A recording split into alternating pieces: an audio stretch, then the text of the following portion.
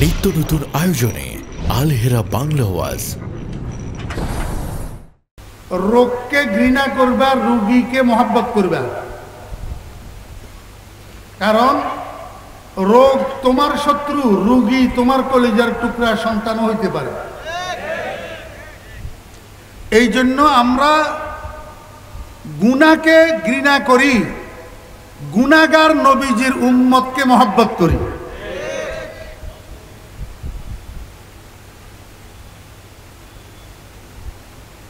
ছেলের হাতে কলা দিলে বাপের মন খুশি হয় না বেজার হয়? উম্মতকে মহব্বত করলে নবীজি খুশি হয় না বেজার হয়? উম্মতকে ঘৃণা করলে, উম্মতকে গালাগালি করলে, উম্মতকে ঠেলি জাহান্নামে ঢুকাই দিলে নবী খুশি না বেজার? কথা বুঝার চেষ্টা করবেন। যে না বুঝে মনে মনে তারে বুঝাইতে পারে কনে, যে বুঝার চেষ্টা করে তাকে বুঝানো যায়। যে ঘুমের ভান ধরেই থাকে তাকে সাতলাতি দিয়েও জাগানো যায় না। কথাগুলা মনে রাখবেন। যখন মুসলমানদের সামনে যেই মৌসুম আসে, ওই মৌসুম সম্পর্কে আলোচনা করা আমাদের নবীজির সুন্নত। রমজান মাস আগামীকাল থেকে শুরু হবে। আজকে শাবান মাসের শেষ দিন। মুহাম্মদুর রাসূলুল্লাহ সাল্লাল্লাহু আলাইহি ওয়াসাল্লাম সাহাবীদেরকে মসজিদের মধ্যে ডাইকা একত্রিত কইরা রমজান সম্পর্কে এত বড় লম্বা আলোচনা করেছেন, যেটাকে হযরতে সালমান ফারসি রাদিয়াল্লাহু আনহু হাদিস শরীফের মধ্যে বর্ণনা করেছেন। এতে বোঝা যায় যখন মুসলমানদের সামনে ইবাদতের যেই মৌসুম আসতো, নবীজি সাহাবীদেরকে সামনে নিয়ে সেই মৌসুম সম্পর্কে আলোচনা করতেন। অতএব কারণে এটা নবীজির সুন্নত। আমি সেই সুন্নত পালন করিয়া সুন্নি হওয়ার জন্য আজকে আপনাদের সামনে বর্তমান মৌসুম অনুসারে কিছু আলোচনা করতে চাই। ওয়ামা তৌফিকি ইল্লা বিল্লাহ। মৌসুম কি? আপনারা তো খবর রাখেন না, আপনারা শুধু জানেন জানুয়ারি আর ফেব্রুয়ারি, ঠিক না? মুহররম সফর আপনারা জানেন না। মন্না দানম জানুয়ারি ও ফেব্রুয়ারি, মন্না দানম জানুয়ারি ও ফেব্রুয়ারি, বলকে দানম সালো মা পয়গম্বরি। আমরা উলামায়ে কেরাম প্রয়োজনের খাতিরে জানুয়ারি ফেব্রুয়ারিও জানি, কিন্তু আমাদের জানার মাস জানুয়ারি ফেব্রুয়ারি নয়। আমাদের জানার মাস মুহররম সফর রবিউল আউয়াল। কারণ মুহররম সফর রবিউল আউয়ালের সাথে আমি মুসলমান হিসাবে ইসলামী অনুশাসনগুলোর সম্পর্ক আছে। জানুয়ারি ফেব্রুয়ারির সাথে আমি মুসলমান হিসাবে আমার ইসলামী অনুশাসনের কোনো সম্পর্ক নাই। আমাকে বুঝে থাকলে বলুন না, আমরা রোজা রাখি মার্চ মাসে না রমজান মাসে? জি, আশুরার রোজা রাখি এপ্রিল মাসে, মুহররম মাসে। আমরা হজ পালন করি, কুরবানি করি জুন মাসে। জানে না যে এটার প্রমাণ, এখন উত্তর দিতে পারে না। কোন মাসে? জিলহজ মাসে। অতএব আমাদের রোজা, আমাদের হজ, আমাদের কোরবানি, আমাদের আশুরা, আমাদের আরাফা, এই সবগুলার সম্পর্ক আরবি মাসের সাথে না জানুয়ারি ফেব্রুয়ারির সাথে?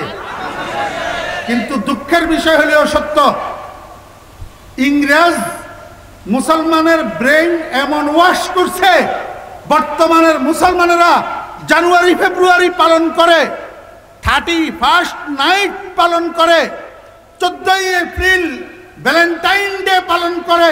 মুসলমানের সন্তান রবিউল আউয়ালের খবর রাখে না। এখন কোন মাস? রবিউল, এই রবিউল আউয়াল মাস ইসলামের ইতিহাসের এক ঐতিহাসিক মাস, একটা ঐতিহাসিক মাস। কেন ঐতিহাসিক হলো? এই মাসের মধ্যে ইতিহাসের শ্রেষ্ঠতম একটা ঘটনা সংঘটিত হয়েছে। এর চেয়ে শ্রেষ্ঠতম ঘটনা পৃথিবীর ইতিহাসে আর নাই। কিসের ঘটনা? শ্রেষ্ঠ মানুষ, দুনিয়া আখিরাতের সরদার, জিন ইনসানের সরদার, লাউলা কালামা খালাকতুল আফলাকের মেস্তাক, যেই ফুল না হইলে পৃথিবী নামের এই বাগান হইতো না। होना ये फूल तो बुलबुल का तरन्नुम भी ना हो चमने दहर में,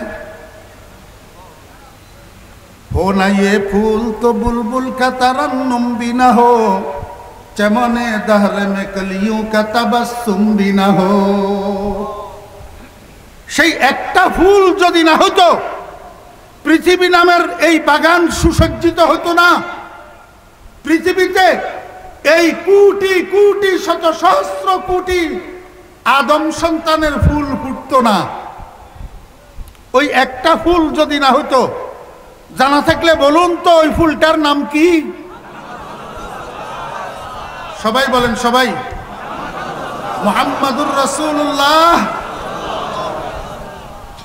দরুদ শরীফ সবাই পড়ছেন? সাল্লাল্লাহু আলাইহি ওয়াসাল্লাম।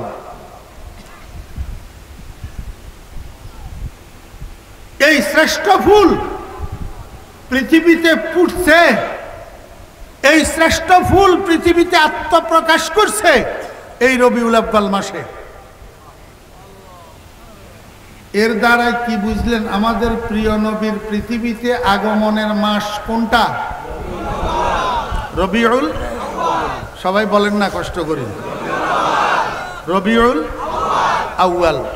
তাহলে একটা জানলেন, রসুল আকরাম সাল্লাল্লাহু আলাইহি ওয়াসাল্লামের আগমনের মাস রবিউল। আর দুইটা জানার বাকি আছে। সেই দুইটার মধ্যে একটা হলো তারিখ আর একটা হলো দিন। একটা হলো তারিখ আর একটা হলো দিন। এখন আমাদের জানার বিষয়, রসুল আকরাম সাল্লাল্লাহু আলাইহি ওয়াসাল্লাম রবিউল আউয়াল মাসের কোন তারিখে দুনিয়াতে আসলেন? এখানে মনোযোগ আসেনি? মজা লাগবে, একটু ধৈর্য ধরে শুনেন, মজা সামনে। রসুল আকরাম সাল্লাল্লাহু আলাইহি ওয়াসাল্লাম দুনিয়াতে আসছেন, আছেন না গেছেন? তোমা কয় না। রসুল আকরাম সাল্লাল্লাহু আলাইহি ওয়াসাল্লাম দুনিয়াতে ছিলেন না? ছিলেন? আসছেন? অনন্ত অতীত থেকে ছিলেন শুধু এক জাত আল্লাহ, অফুরন্ত ভবিষ্যৎ পর্যন্ত থাকবেন শুধু এক জাত আল্লাহ, বর্তমানেও আছেন এক জাত আল্লাহ। নবীজি পৃথিবীতে ছিলেন না, আসছেন। 63 বছর ছিলেন, এরপরে গেছেন না বর্তমানেও আছেন? কোথায়? পৃথিবীতে। কোথায়? পৃথিবীতে। মদিনার মাটির উপরে গেছেন, মদিনার মাটির নিচে ছিলেন, মদিনার মাটির উপরে। পৃথিবীতে গেছেন, মদিনার মাটির নিচে, আখিরাতে। এই কথাটাও ভুল বললাম নি কোনো? জি। রসুল আকরাম সাল্লাল্লাহু আলাইহি ওয়াসাল্লাম এখন বর্তমানে মদিনা শরীফ মাটির উপরে না রওজায়ে আকদসের মধ্যে? আমরা হাজী সাহেবেরা হজ করার আগে বা পরে মদিনায় যাই, নবীজির জিয়ারত করি, নবীজিকে চোখে দেখি না রওজার পাশে দাঁড়াই? চোখে দেখি। রাসূল আকরাম সাল্লাল্লাহু আলাইহি ওয়াসাল্লাম দুনিয়া থেকে গেছেন, একটার নাম রাসূল আকরাম সাল্লাল্লাহু আলাইহি ওয়াসাল্লামের মিলাদ, একটার নাম রাসূল আকরাম সাল্লাল্লাহু আলাইহি ওয়াসাল্লামের মিলাদ, আর একটার নাম রাসূল আকরাম সাল্লাল্লাহু আলাইহি ওয়াসাল্লামের ওয়াফাত, মউত, ইন্তেকাল। রাসূল আকরাম সাল্লাল্লাহু আলাইহি ওয়াসাল্লামের ওয়াফাত, মউত, ইন্তেকাল। মাঝখানে একটা কথা বুঝাই দিই, না হইলে আপনাদের আবার খুদুর খুদুর করবে যে হুজুর পাক সাল্লাল্লাহু আলাইহি ওয়াসাল্লামের বিদায়কে হুজুরে মউত বলল। দেখেন, আমরা অনেক সময় শব্দ নিয়ে ঝগড়া করি, নেজায়ে লফজি করি, শব্দ নিয়ে ঝগড়া করি। আমাদের দেশে আমরা যে পান করি পিপাসা নিবারণের জন্য, এটারে কি বলি? হিন্দু ভাইয়েরা কি বলে? ফার্সি ভাষাওয়ালা ইরানওয়ালারা কি বলে? আব। কি বলে? আব। ইংরেজিওয়ালারা কি বলে? ওয়াটার। সৌদি আরবওয়ালারা কি বলে? মাউন। আঞ্চলিকভাবে শব্দ বেশ কম হয়, কোথাও মুয়াই, কোথাও মাই, এগুলো আঞ্চলিক ভাষা, কিন্তু বিশুদ্ধ আরবি শব্দ হলো আল মাউ। তাহলে পানি, জল, আব, ওয়াটার, মাউন, কয়টা শব্দ হইল? বুঝে সব থাকলে বলুন তো, পাঁচটা শব্দের অর্থ একটা না পাঁচটা? হ্যাঁ, ওই কথা বুঝে আসছে না আসে নাই? আমি আগে বলছি না, যে বুঝার চেষ্টা করে সে বুঝে, আর যে বুঝার চেষ্টা করে না তারে আব্দুল কাদের জিলানী রহমতুল্লাহ আলাইহি উঠে আনি বসাই দিলেও বুঝাইতে পারবে না। শব্দ কয়টা? পাঁচটা। শব্দ কয়টা?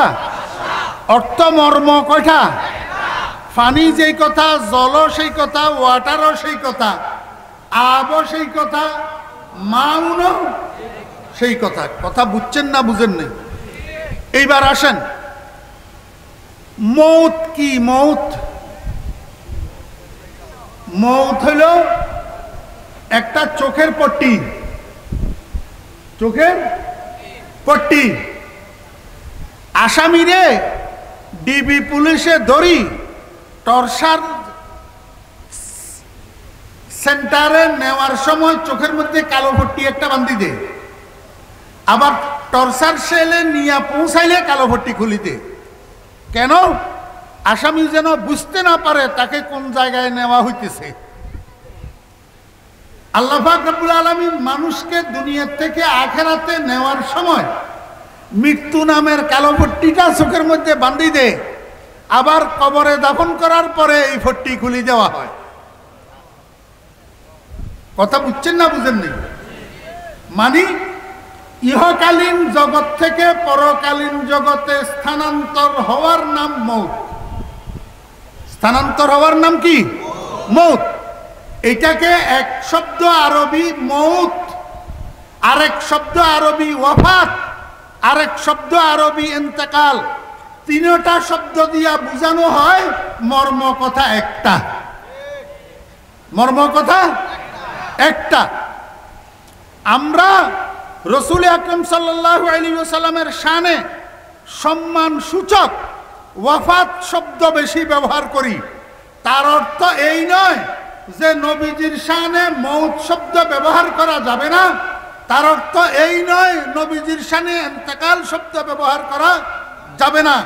কারণ রাসূল আকরাম সাল্লাল্লাহু আলাইহি ওয়াসাল্লাম পৃথিবীর থেকে স্থানান্তরিত হইয়া আখিরাতে গেছেন না যান নাই? আমরা বাংলায় বলি মরণ। বাংলায় কি বলি? মরণ। মৃত্যু বরণ, মৃত্যু বরণ। রাসূল আকরাম সাল্লাল্লাহু আলাইহি ওয়াসাল্লামকে সাহাবায়ে কেরামরা রওজায়ে আকদাসের মধ্যে দাফন করছেন না করেন নাই? কথা কয় না? দাফন করছেন না? আল্লাহু আকবার। বতন্দর পোষে আম্বর বয়ে জামা, বতন্দর পোষে আম্বর বয়ে জামা, বসের বরবন্দি কাফুরি আমামা। লম্বা কথা বলার সুযোগ নাই। আমার ভাই আল্লামা মহিউদ্দিন ফারুকী সাহেব দামত বরকাতুহুম উপস্থিত আছেন, আমার পরে উনিও তাকরীর করবেন, এই জন্য কথা লম্বা করতেছি না। আমাকে শুধু আপনারা মুসলমান ভাইয়েরা একটু বলুন যে রসুল আকরাম সাল্লাল্লাহু আলাইহি ওয়াসাল্লামকে সাহাবায়ে কেরামরা যে রওজায়ে আকদসে দাফন করলেন, জিন্দা থাকা অবস্থায় জিন্দা দাফন করে দিয়েছেন? তো তাহলে জিন্দা না হইলে পরবর্তী শব্দটা কি? মৃত্যু। তো রসুল আকরাম সাল্লাল্লাহু আলাইহি ওয়াসাল্লাম মৃত্যুবরণ করছেন না করেন নাই? যদি এই কথা বলার কারণে আমি নবীজির গোস্তাখ হই, তাহলে আল্লাহ কেন কোরআন শরীফে বললেন ওয়ামা মুহাম্মাদুন ইল্লা রাসূল قد خلت من قبله الرسل أفإن مات أو قتل انقلبتم على أعقابكم أفإن مات أو قتل انقلبتم।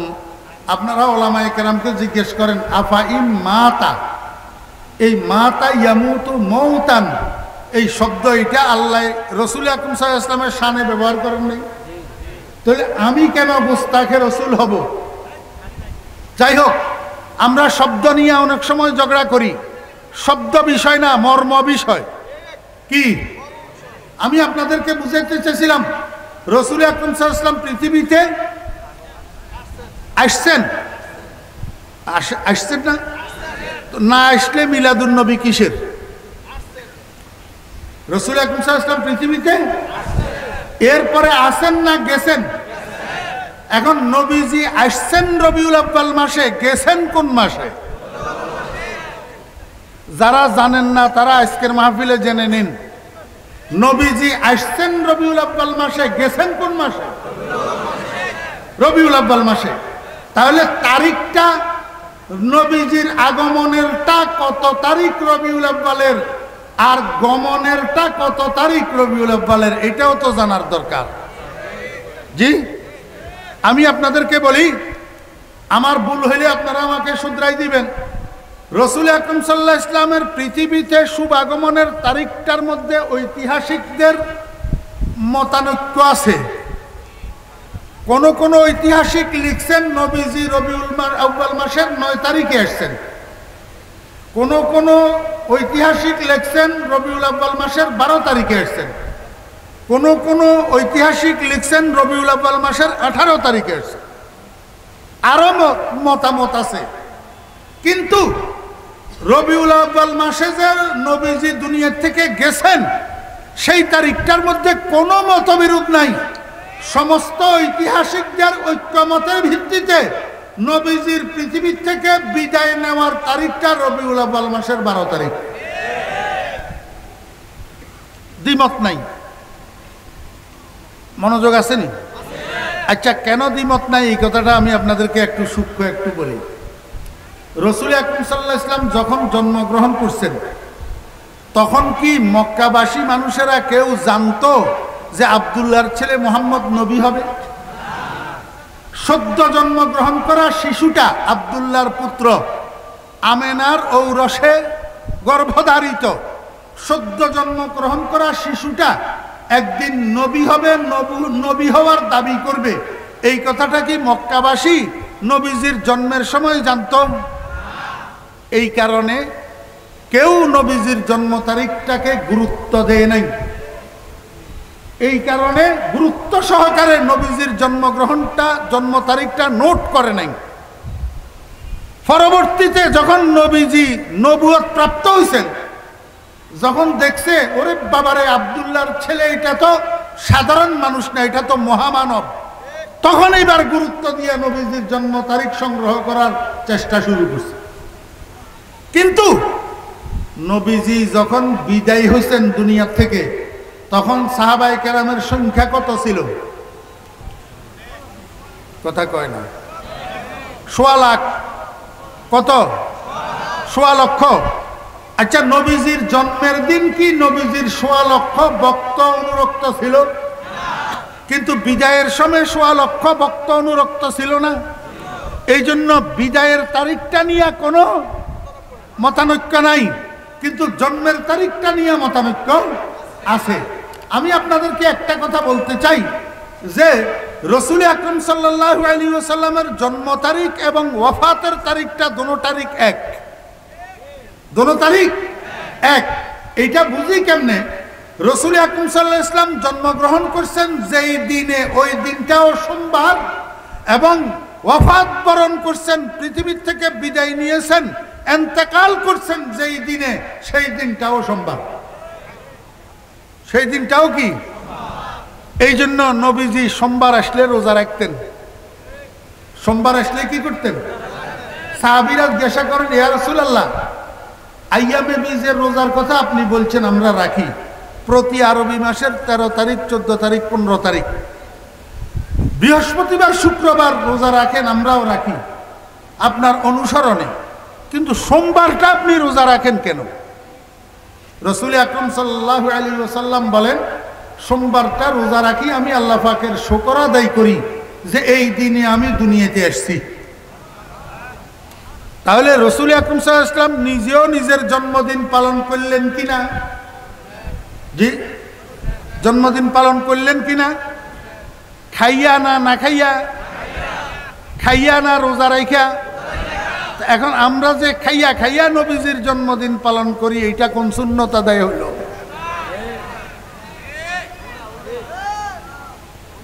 রোজা তো কেউ রাখি না, রোজা কেউ রাখি না। আমি আপনাদেরকে বুঝাইতে চাইছিলাম একটা কথা, মনোযোগ আছে?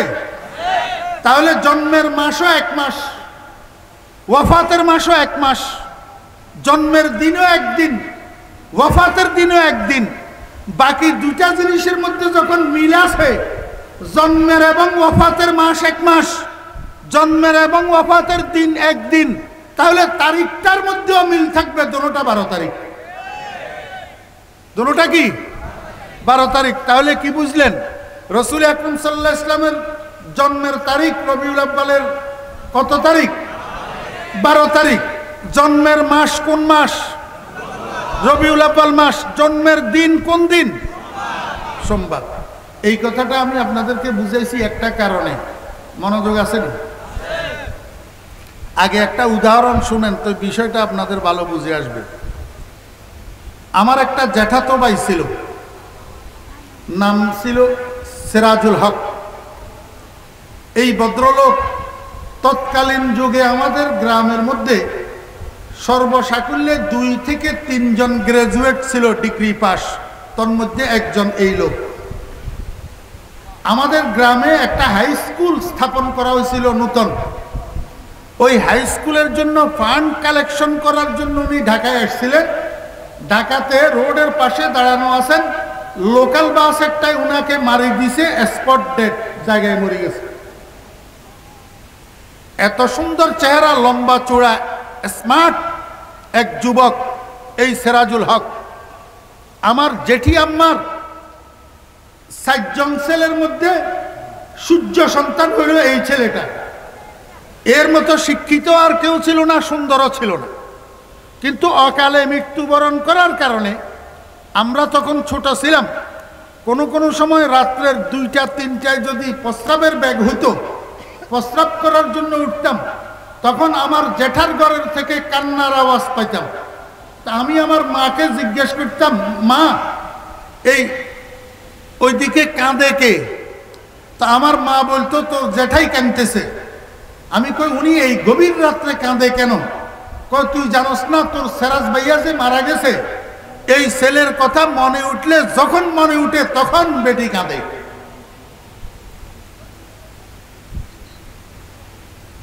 মনোযোগ আছে? যখন মনে উঠে তখন কাঁদে। আমাকে আপনারা বুঝতে থাকলে বলুন, এই সিরাজুল হকের একটা জন্ম ছিল কিনা? এই জন্মের দিন আমার জেঠাই আম্মা খুশি হয়েছিল না বেজার হয়েছিল? হাসছিল না কাঁদছিল?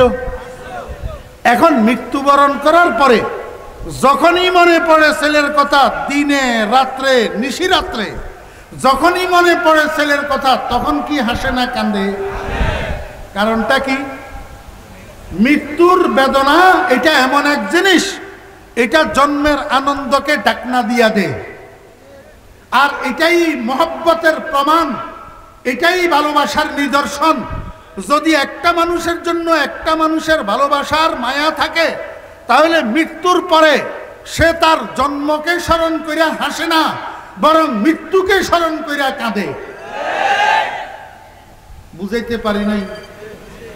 জি। তো রসুল আকরাম সাল্লাল্লাহু আলাইহি ওয়াসাল্লামের একটা জন্ম ছিল, আর একটা রসুল আকরাম সাল্লাল্লাহু আলাইহি ওয়াসাল্লামের ইন্তেকাল ছিল। আপনারা বুঝে থাকলে আমাকে বলুন, যেদিন নবীজি ইন্তেকাল করছেন সেদিন সাহাবায়ে কেরামরা হাসছিলেন না কাঁদছিলেন? জি। এখন যে সমস্ত মানুষের অন্তরে নবীজির ভালোবাসা আর মায়া থাকবে, সেই সমস্ত মানুষের ভালোবাসার নিদর্শন আর প্রমাণ হবে যখনই নবীজির কথা স্মরণ করবে, নবীজির জন্য কাঁদবে আর দরুদ শরীফ পড়বে। নাকি খুশি উদযাপন করবে, আনন্দ উদযাপন করবে?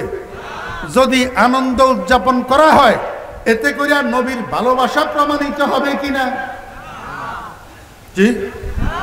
আমার ভাইয়েরা, দোস্ত আহবাব, বুঝলে বুঝ, না বুঝলে তরমুজ।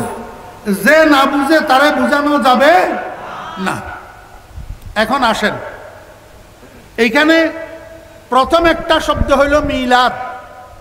প্রথম শব্দ কি? মিলাদ আরবি শব্দ। এটার বাংলা অর্থ হলো জন্ম বা জন্মগ্রহণ করা। যদি হাসেল বিল মাসদার বলেন তাহলে জন্ম, আর যদি মাসদারে মিমি বলেন তাহলে জন্মগ্রহণ করা, বাংলা অর্থ। এটার সাথে আরেকটা শব্দ যুক্ত করেন, মিলাদুন নবী। মিলাদুন বাংলা অর্থ কি হবে? নবীর জন্ম। নবীর, মনোযোগ আসেনি? যদি আমার কথা আজকে মনোযোগ সহকারে না শুনেন, আমি দাবি রাখবো আমার কথা বলতে কষ্ট হইতেছে। মিলাদুন নবী এর অর্থ কি? নবীর জন্ম। এটার সাথে আরেকটা আরবি শব্দ যুক্ত করেন, মাহফিল। মাহফিল শব্দের অর্থ কি? সভা। মাহফিল শব্দের অর্থ কি? সভা। তাহলে মাহফিলে মিলাদুন নবী অর্থ কি? নবীর জন্মের সভা। মাহফিলে মিলাদুন নবী অর্থ কি? নবীর জন্মের সভা। এই কথাটার মর্ম কি? নবীজি মাহফিলের মধ্যে জন্মগ্রহণ করে, এই জন্য এটাকে নবীর জন্মের সভা বলা হয়। এই মর্ম কখনো নয়। কারণ নবীজি জীবনে একবার জন্মগ্রহণ করেছেন মা আমেনার গর্ভ থেকে, এরপরে নবীজির আর জন্ম নাই। আছে? তাহলে মাহফিলে মিলাদুন নবী, নবীর জন্মের মাহফিল, এই কথাটার অর্থ কি? এই কথাটার অর্থ হলো ওই মাহফিল, ওই সভা, যেই সবার মধ্যে নবীজির জন্ম কিভাবে হইছে, নবীজির জন্মের মধ্যে কি কি অলৌকিকতা প্রকাশ পাইছে, নবীজির জন্মের বৃত্তান্ত আলোচনা করা হয় যেই সবার মধ্যে, সেই সভাকে মাহফিলে মিলাদুন নবী বলা হয়। বুঝাইতে পারি নাই? বুঝে থাকলে বলুন তো, আমি কি মাহফিলে মিলাদুন নবীর পক্ষে বললাম না বিপক্ষে? জি। এরপরে আবার আমার বদনামি করবেন। মাহফিলে মিলাদুন নবী কোন মাহফিলকে বলা হয়? যেই মাহফিলের মধ্যে নবীজির জন্ম বৃত্তান্তের আলোচনা করা হয়। সাথে প্রাসঙ্গিক আরেকটা কথা বুঝেন, আমাদের দেশে কিছু মাহফিল আছে ওয়াজ মাহফিল। আজকের মাহফিলের নাম ওয়াজ ও দোয়ার মাহফিল। কিছু মাহফিলের নাম তাফসিরুল কোরআন মাহফিল। কিছু মাহফিলের নাম সিরাতুন নবী মাহফিল। এই নামগুলাতে মাহফিল উদযাপিত হয় কিনা? হয়। আচ্ছা, আপনারা জীবনে কোনোদিন এই নামে মাহফিলে সলাতুন নবী, মাহফিলে সলাতুন নবী নামে কোনো মাহফিল শুনছেন? কোনো পোস্টারে দেখছেন? কেন দেখেন নাই? মাহফিলে সলাতুন নবী অর্থ কি? যেই মাহফিলের মধ্যে নবীর উপরে দরুদ পাঠ করা হয়, এটাকে মাহফিলে সলাতুন নবী বলা হয়। তো এই নামে আমরা এই পর্যন্ত কোনো মাহফিল শুনি নাই, কোনো মাহফিলের নাম পোস্টারে, লিফলেটে, কোনো প্রচারে, মাইকিংয়ে শুনি নাই। কেন শুনি নাই? নবীজির উপরে দরুদ পাঠ করা এটা এমন এক ইবাদত যেটাকে কোনো সময়ের সাথে লিমিটেড করা, কোনো জায়গার সাথে নিবদ্ধ করার মতো ইবাদত দরুদ নয়। এই জন্য মাহফিলে সালাতুন নবী নামে কোনো মাহফিল নাই। নবীজির উপরে দরুদ যার যত বেশি সম্ভব হয় তত বেশি দরুদ পড়ো। এটা মাহফিলে পড়তে হবে, নতুন দোকান দিলে পড়তে হবে, মিলাদ মাহফিলের আয়োজন করে পড়তে হবে, এইরকম ইবাদত দরুদ নয়। দরুদ হলো সার্বক্ষণিক শয়নে স্বপনে জাগরণে উঠকে বৈঠকে দরুদ পড়ার মতো ইবাদত হলো দরুদ। এই জন্য দরুদ মাহফিল নামে কোনো মাহফিল নাই, কিন্তু মিলাদ মাহফিল নামে মাহফিল আছে। কিন্তু দুঃখের বিষয় হলো এখন আমরা মিলাদ মাহফিল নামে মাহফিল করি, কিন্তু নামের সাথে কামের মিল থাকে না। মিলাদ মাহফিল ওই মাহফিলকে বলা হয় যেই মাহফিলের মধ্যে নবীজির জন্ম বৃত্তান্তের আলোচনা করা হবে। এইবার বুঝেন, একটু পরে বলতেছি। নবীজির জন্ম বৃত্তান্তের আলোচনা করা হবে কেন? এক নম্বর কথা হলো তাতানাজ্জালুর রাহমা ইনদা যিকরিস সালিহিন, যেখানে নেককারদের আলোচনা করা হয় সেখানে আল্লাহর রহমত নাজিল হয়। মনোযোগ আসেনি? বুঝে থাকলে বলুন তো, এই আসমানের নিচে জমিনের উপরে আদম আলাইহিস সালাম থেকে কিয়ামত পর্যন্ত মুহাম্মদুর রাসূলুল্লাহ সাল্লাল্লাহু আলাইহি ওয়াসাল্লাম থেকে বড় নেককার কে আছে? কেউ? قال النبي صلى الله عليه وسلم আনা সাইয়্যিদু ওয়ালদি আদম ওয়ালা ফাখর। রাসূল আকরাম সাল্লাল্লাহু আলাইহি ওয়াসাল্লামের থেকে বড় নেককার আর কেউ নাই। যদি তাতানাজ্জালুর রাহমা ইনদা যিকরিস সালিহিন হয়, তো নবীজির আলোচনা যেখানে হবে সেখানে রহমত নাজিল হবে না? যারা করবে তারা রহমত প্রাপ্ত হবে না? যারা শুনবে তারা রহমত প্রাপ্ত হবে না? এই জন্য নবীজির জন্ম বৃত্তান্তের আলোচনা করলে সেখানে আল্লাহর রহমত নাজিল। বুঝতে থাকলে বলুন তো, মিলাদুন নবী মাহফিলের পক্ষে নিয়ে বললাম না বিপক্ষে? নম্বর 2, নবীজির জন্ম বৃত্তান্তের আলোচনার মধ্যে কতগুলা অলৌকিকতা আছে। অলৌকিকতা বুঝেন? মানুষের স্বভাব সুলভ যে আচরণ, তার পরিপন্থী আচরণগুলাকে অলৌকিকতা বলে, যেটাকে আরবিতে বলে মুআজিজা। আরবিতে বলে কি? উদাহরণস্বরূপ, আপনারা যারা বিবাহিত আছেন, আপনারা আমাকে একটু বলেন, এই যে আমাদের মায়েদের বোনদের ডেলিভারি হয়, এই ডেলিভারিতে ব্যথা আছে না নাই? কি পরিমাণ ব্যথা? ডাক্তারদেরকে যাইয়া জিজ্ঞেস করেন, একজন মানুষের শরীরে খোদা প্রদত্ত ব্যথা বরদাস্ত করার যে শক্তি আল্লাহ পাক দিয়েছেন, ডেলিভারির ব্যথা তার চেয়ে 40 গুণ বেশি। তার চেয়ে 40 গুণ বেশি। এই কারণে ডেলিভারির ব্যথা বরদাস্ত করতে না পাইরা ডেলিভারিতে আমার অনেক মায়েরা বোনেরা মারা যায়। আপনাদের দেশে যায় না? জি আমার ভাইয়েরা, দোস্ত আহবাব, এই কারণে ডেলিভারি যখন নিকটবর্তী হয়, আমার মায়েরা বোনেরা স্বামীর থেকে, শ্বশুর শাশুড়ির থেকে, মা বাপের থেকে, সহপাঠী সমপাঠীদের থেকে ক্ষমা চাইয়া নেয়। মা আমাকে মাফ করে দাও, মরিনা বাঁচি ঠিক নাই। বাবা আমাকে মাফ করে দেন, মরিনা বাঁচি ঠিক নাই। স্বামী আমাকে মাফ করে দেন, মরিনা বাঁচি ঠিক নাই। কেন? ডেলিভারির ব্যথা বরদাস্ত করার মতো ব্যথা নয়। আল্লাহ পাকের কুদরতে আল্লাহ বরদাস্ত করায়, আর আল্লাহ পাকের কুদরতে আল্লাহ পাক ডেলিভারি করায়।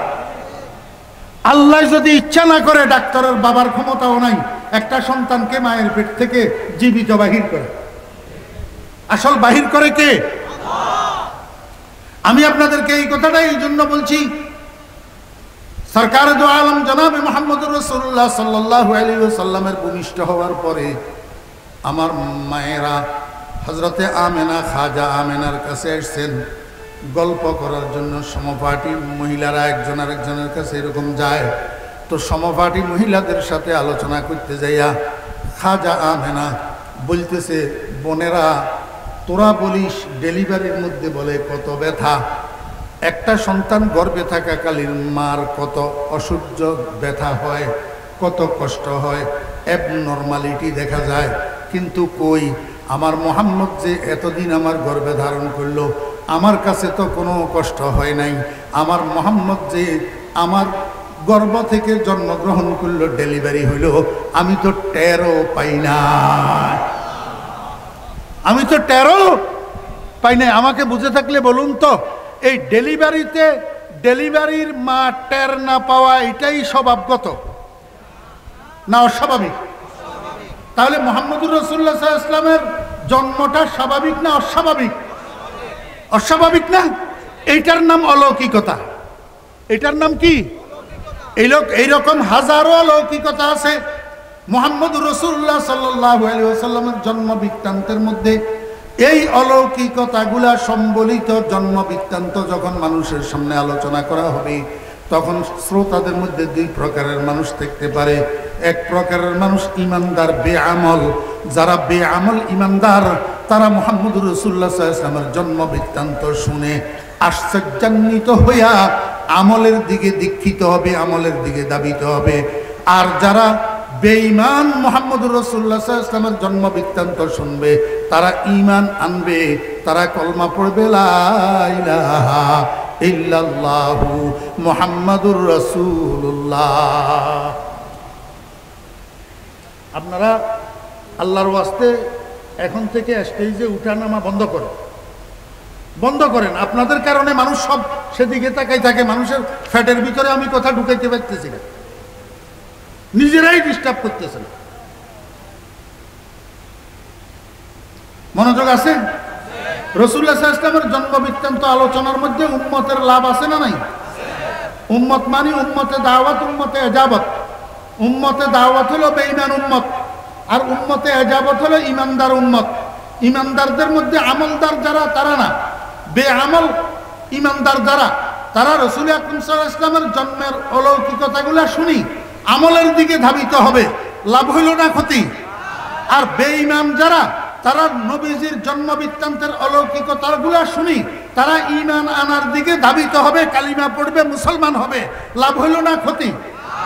এই জন্য রাসূল আকরাম সাল্লাল্লাহু আলাইহি ওয়াসাল্লামের জন্ম বৃত্তান্তের আলোচনা করা হবে। কেউ বলবে, কেউ শুনবে, উভয় লাভবান হবে।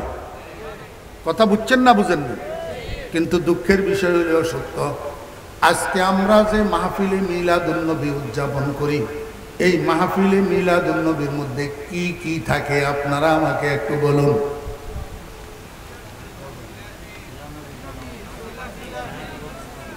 আমি সংক্ষিপ্ত একটা মিলাদ পড়ি। আউযু বিল্লাহি মিনাশ শাইতানির রাজিম। বিসমিল্লাহির রহমানির রহিম। মা কানা মুহাম্মাদুন আবা আহাদিন মির রিজালিকুম ওয়ালাকিন রাসূলুল্লাহি ওয়া খাতামান নাবিয়্যিন ওয়া কানা আল্লাহু বিকুল্লি শাইইন আলিমা। ইন্নাল্লাহা ওয়া মালাইকাতাহু ইউসাল্লুনা আলান নাবিয়্যি ইয়া আইয়ুহাল্লাযীনা আমানু সাল্লু আলাইহি ওয়া সাল্লিমু তাসলিমা। সাল্লাল্লাহু আলা মুহাম্মাদ সাল্লাল্লাহু আলাইহি ওয়া সাল্লাম। বালাগাল উলা বিকামালিহি কাশাফাত দুজা বিজামালিহি হাসানাত জামিউ খিসালিহি সাল্লু আলাইহি ওয়া আলিহি। সাল্লিমু ইয়া কওম বাল সাল্লু আলা সাদরিল আমিন মুস্তাফা মা জাআ ইল্লা রাহমাতাল লিল আলামিন। জলওয়াগার হো রহমাতাল লিল আলামিন, জলওয়াগার হো ইয়া ইমামাল মুরসালিন। উঠো আস্তে তাজিম নবী কে ইয়া নবী, সালামু আলাইকা ইয়া রাসূল, সালামু আলাইকা ইয়া হাবিব, সালামু আলাইকা সালাওয়াতুল্লাহ আলাইকা। সাল্লিমু ইয়া কওম বাল সাল্লু আলা সাদরিল আমিন মুস্তাফা মা জা ইল্লা রাহমাতাল লিল আলামিন। ইয়া রাব্বি সাল্লি ওয়া সাল্লিম দাইমান আবাদা আলা হাবিবিকা খাইরিল খালকি কুল্লিহিম। একবার আলহামদু, তিনবার কুল আল্লাহ পড়েন। আল্লাহুম্মা আমিন বিরহমাতিকা ইয়া আরহামার রাহিমিন। আমি একবার পড়ি, একটু সংক্ষেপে পড়ে দিলাম আর কি। আপনারা যদি বলেন 3 ঘন্টা পর্যন্ত পড়তে পারবো ইনশাআল্লাহ। আপনারা আমাকে বলুন এই মিলাদটা কি দরুদের মিলাদ হইল না নবীজির জন্ম বৃত্তান্তের আলোচনার মিলাদ হইল? দরুদের মিলাদে না হইল, নবীজির জন্ম বৃত্তান্তের আলোচনা তো হইল না। হ্যাঁ, কোন মিলাদ মাহফিলের মধ্যে কোন আলেমেরা যদি জানে তাহলে আরবিতে একটা তাওয়াল্লুদ শরীফ পড়ে। হ্যাঁ, ওয়ালাম্মা তাম্মা হামলুহু, হ্যাঁ ওয়ালাম্মা তাম্মা হামলুহা কই একটা আরবিতে ছোট্ট কুদুরা তাওয়াল্লুদ শরীফ পড়ে, যেটা আরবি হওয়ার কারণে ঘোড়ার ডিম সামনের মানুষে ঘোড়ার ডিমও বুঝে না। কথা বুঝছেন না বুঝেন না? এর চেয়ে দুঃখের বিষয় হলো এই মিলাদ মাহফিলের মধ্যে যেই দরুদ শরীফগুলো আমরা পড়ি এর মধ্যে ম্যাক্সিমাম দরুদ শরীফ 2 নম্বর দরুদ শরীফ। কয় নম্বর? শুনেন, মনোযোগ আছে নি? বুঝার জন্য বলতেছি, দুঃখের সাথে বুঝার জন্য বলতেছি। খোদার কসম কাউকে ছোট করা আমার উদ্দেশ্য নয়। আমার উদ্দেশ্য হলো মুহাম্মদুর রাসূলুল্লাহ সাল্লাল্লাহু আলাইহি ওয়াসাল্লামকে আসল জিনিস বুঝাইয়া দেওয়া, নবীর উম্মতকে জাহান্নামের পথের থেকে ফিরাইয়া আনা। আপনারা বলবেন হুজুর এতদিন শুনছি ডাইল 1 নম্বর 2 নম্বর, সাইল 1 নম্বর 2 নম্বর, সয়াবিন তেল 1 নম্বর 2 নম্বর, সরিষার তেল 1 নম্বর 2 নম্বর, আপনি তো আজকে বললেন দরুদ শরীফ 1 নম্বর 2 নম্বর। দরুদ শরীফ আবার 1 নম্বর 2 নম্বর হয় কেমনে?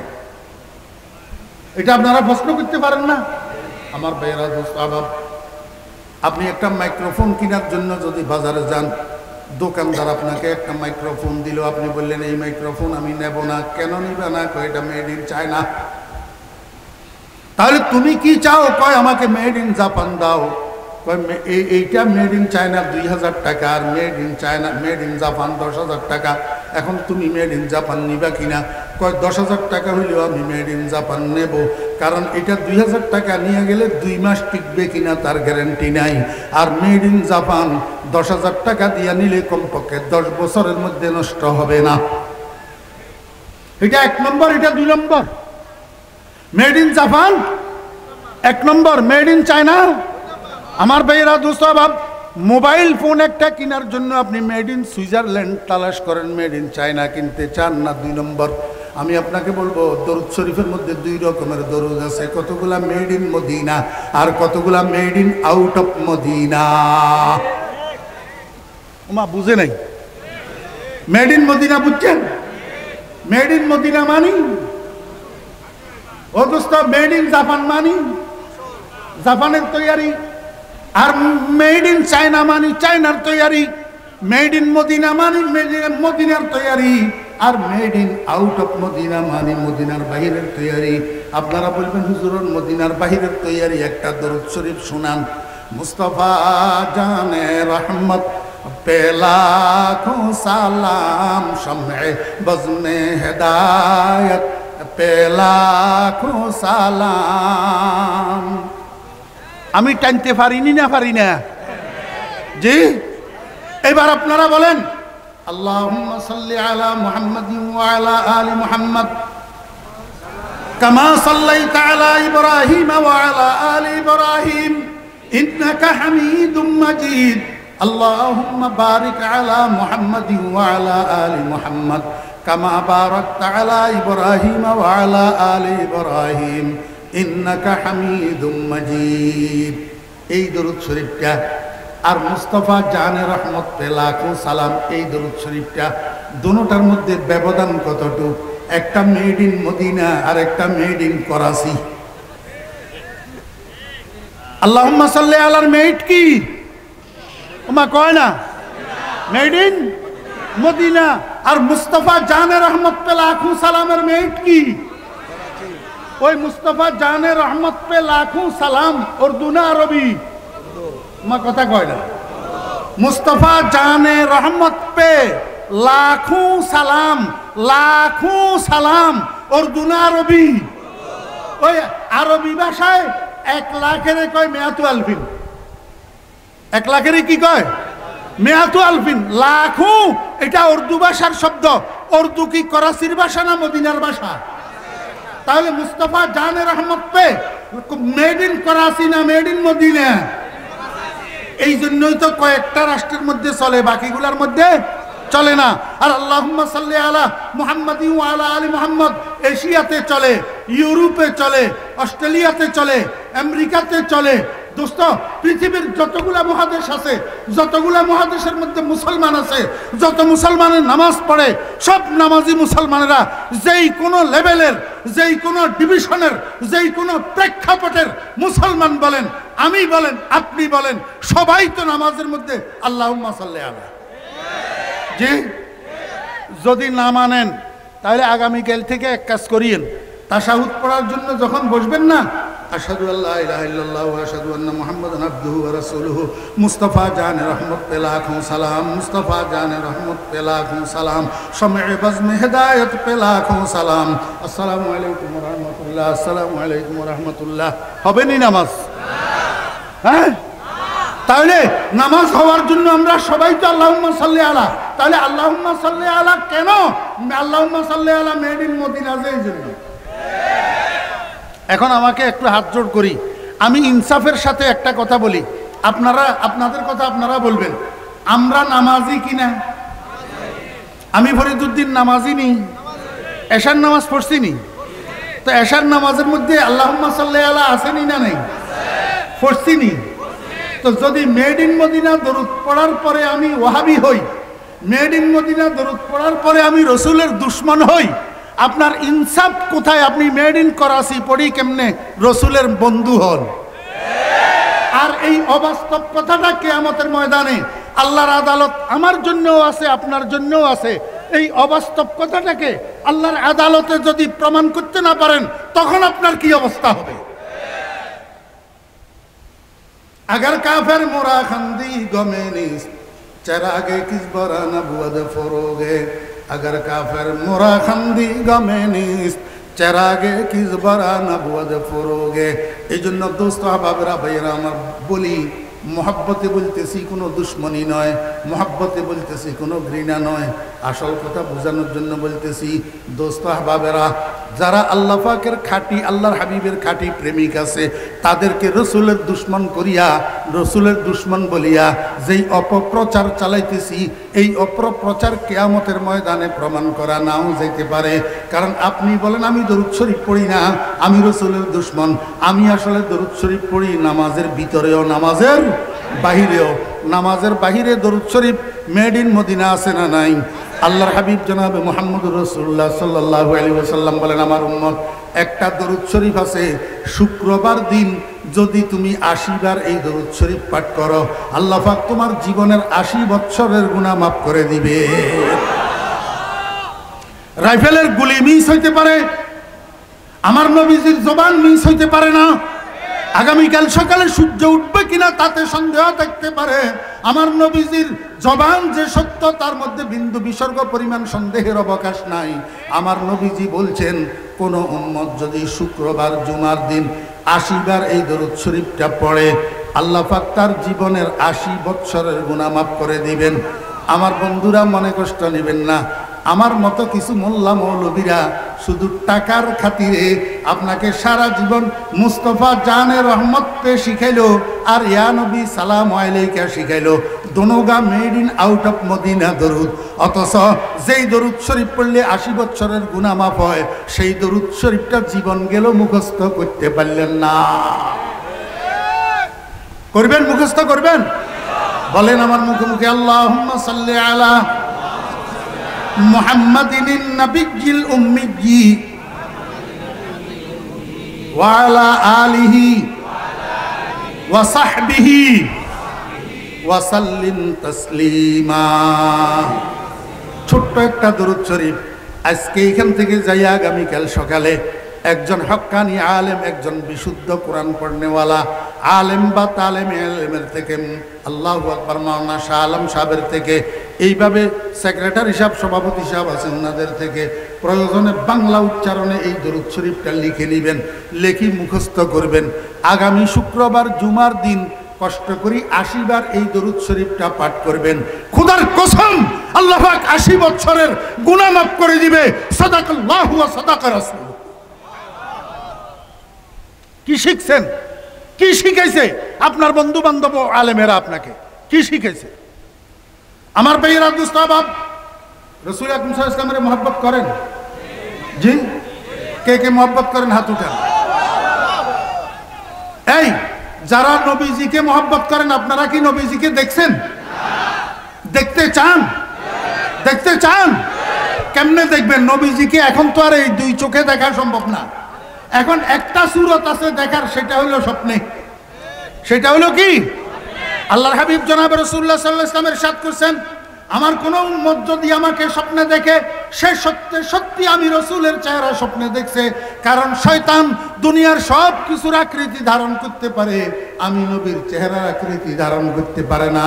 قال النبي صلى الله عليه وسلم من رآني في المنام رآني حقا فإن الشيطان لا يتمثل بي وفي رواية قال النبي صلى الله عليه وسلم من رآني في المنام وجبت له شفاعتي أو كما قال النبي عليه الصلاة والسلام আমার কোন উম্মত যদি জীবনে একবারও স্বপ্ন যোগে আমার দেখা পায়, আমাকে যদি একবারও স্বপ্নে দেখে, কিয়ামতের ময়দানে তার জন্য সুপারিশ করা আমি নবীর উপরে ওয়াজিব হয়ে যাবে।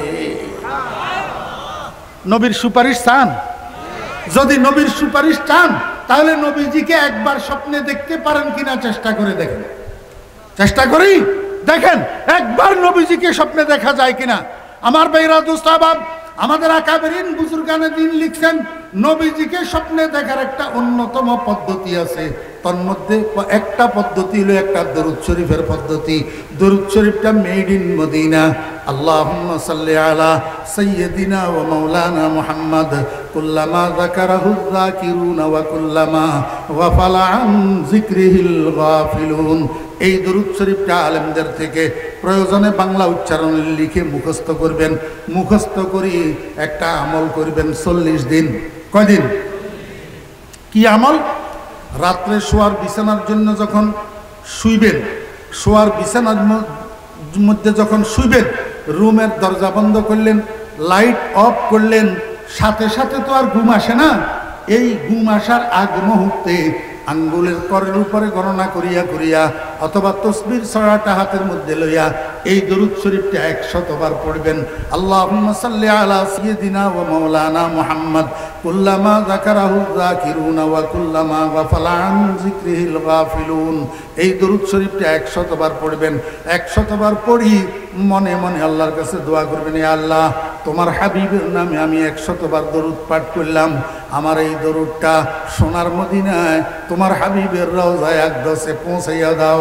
ইয়া আল্লাহ এই 100 বার দরুদ পাঠ করার উসিলায় আজকের রাত্রের ঘুমের মধ্যে আমাকে তুমি স্বপ্ন যোগে তোমার হাবিবের দিদার নসিব করিয়া দাও। পারবেন না?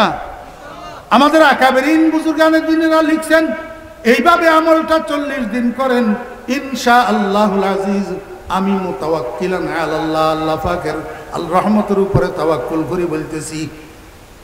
ওলামায়ে কেরামের, আমি অন্য মাহফিলের মধ্যেও বলি, ওলামায়ে কেরামের সব কথাকে আপনারা পণ্ডিতই মনে করবেন না।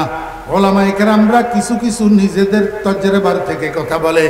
ইনশাআল্লাহ যদি আল্লাহ পাকের রহমত শামিলে হাল হয়, এই 40 দিনের মধ্যে স্বপ্ন যোগে আপনার সাথে মুহাম্মদুর রাসূলুল্লাহ সাল্লাল্লাহু আলাইহি ওয়াসাল্লামের দিদার লাভ হয়ে যাবে। আমার ভাইরা দোস্ত আহবাব, নবীজির দিদারের চেয়ে বড় নিয়ামত দুনিয়াবাসীর জন্য আর কিছু না। খাহেশে ওয়াসলে জুদা লজ্জতে দিদার জুদা, খাহেশে ওয়াসলে জুদা লজ্জতে দিদার জুদা, কুচায়ে হুসনে জুদা ইশক কি বাজার জুদা। আমি আপনাদেরকে বুঝাইতে চেয়েছিলাম দরুদ শরীফের মধ্যে কিছু দরুদ আছে 1 নম্বর আর কিছু দরুদ আছে 2 নম্বর। আমার ভাইরা দোস্ত আহবাব, আপনার সামনে শিং মাছের তরকারি, মাগুর মাছের তরকারি, দেশি মোরগের গোশতের তরকারি, এত সুন্দর সুন্দর তরকারি থাকা সত্ত্বে আপনি শুধু গোলালুর ভর্তা দিয়া ভাত খাইয়া উঠবেন কেন যদি আপনার রুচি ঠিক থাকে?